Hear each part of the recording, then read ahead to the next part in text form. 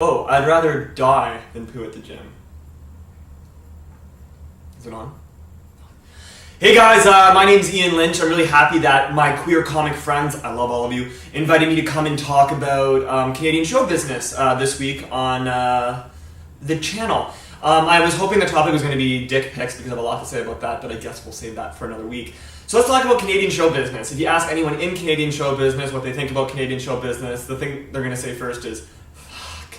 You know, because it can be so stressful, it can be so hard. When I first moved to the city, I was like, oh, I'm going to make it. I was like all dramatic. I was driving out of London, Ontario. I looked in the rearview mirror and I said out loud, I was like, London, Ontario, you look better in the rearview mirror. Then I saw the CN Tower and I was like, I'm going to own this bitch. I thought everyone in every, casting house, everywhere was going to be like, he's here. He's finally here. Thank God. And that just was not the case at all. I had to wait tables for a very long time. I produced my own comedy show called Fire on the East Side, which featured mainly female and queer comics, which was awesome and a great time. I have a good agent now. I had another agent that wasn't so good before. Let's just say that at her agency Christmas party, there was like big buzz that Enya's niece was there. Do you know who Enya is? Remember that song? Sail away, sail away, sail away. Sail away, sail. That her niece. There was buzz that her niece was there, but no one ever saw her. And then at one point in this Christmas party, like the old Asian man from those old Tim Hortons commercials, he showed up and everyone was like standing up and clapping, and I was like, I gotta upgrade, man. This is not good. This is not good for me. With when I was getting into Canadian television, I did a few shows as an actor, and then I really, really loved this show called The Hills After Show on MTV Canada. Who didn't love The Hills? Best show ever. And so I wrote this email asking if I could audition to be on The Hills After Show. They wrote me back and said it's actually going off the air, but we have this new show called One Girl, Five Gays, and if you'd like to come audition for that, that'd be great. So I did, and I booked that one, and it was great. I mean, there was a time like 5 years ago when like MTV Canada had MTV Live, it had The Hills, it had Jersey Shore, major excitement. It had the Jersey Shore After Show, which I did with Sheena Snively.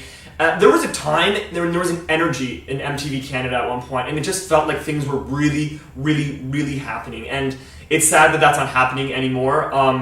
Let me tell you a story. Like, for example, One Girl, Five Gays was shown on Logo USA, but in Canada, it was shown on MTV Canada.